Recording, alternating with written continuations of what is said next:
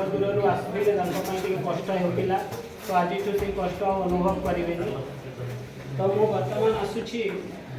आमर कालीर सेसन जो गुड़ाक थिला से सेसन केमती कौन होता। प्रथम सेसन टी प्रधान सार आरंभ करते प्रधान सार को सेसन आम समस्ते जमी जाचे सार आमको कम दे दिखती आ कहती जे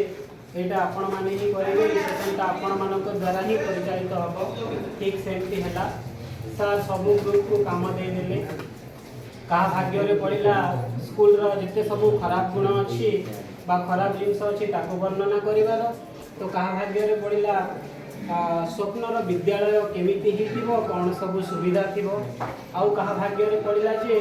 नियर बाय स्कूल रे कौन कौन सब सुविधा अच्छी जोटा आपण निजे आपणकर स्कूल में करने को चाहते एमती हमारा ग्रुप 1 और 2 कहले शेष में जो गोटे स्वप्नर विद्यालय परिकल्पना केमिति हो पार गोटे स्वप्नर विद्यालय कौन कौन सब रहा छाड़ी होता सार निजे ऐड करदे और कहले यही जिनिस भी सब रही सेसन एंड है। सेसन एंड है आमको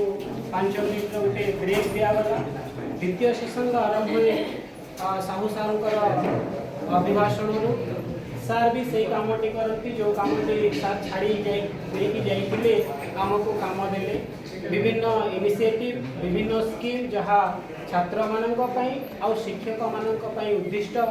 से सब स्कीम गुड़ा को दलगत भाव में कार्य दिगला। गोटे गोटे दल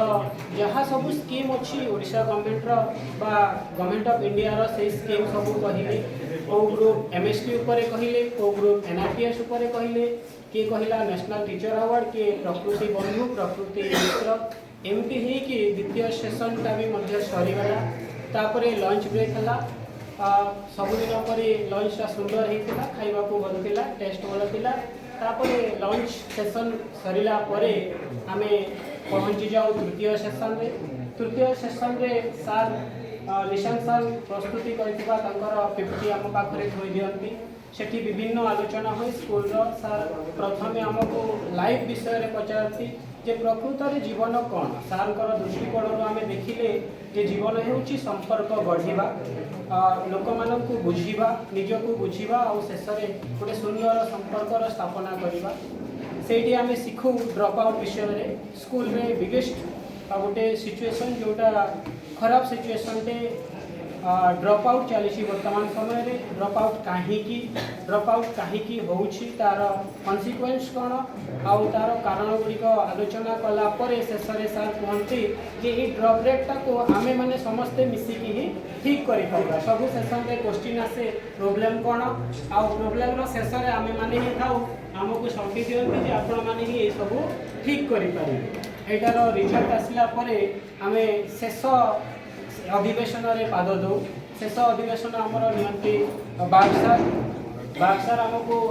प्रोफेशनल डेवलपमेंट विषय में कहती अवश्य जिते सार आरंभ कले आम मानक टे उठबस भी करते आईटा आम मानी लेजी हो जेहेतु तो सार चाहिए जे एक्टिव पार्टिसिपेट टे हो तापर सार जिते शेष आड़े गले आमको गोटे कम देदेले आ गोटे होमवर्क टे देदेले साहित्य सृजनीर सेटा कहीं करेंगे समस्ते बोधे करेंगे आशा तापर एमती आम चतुर्थ सेसन एंड हुए आउ चतुर्थ दिन भी समाप्ति हुए। धन्यवाद।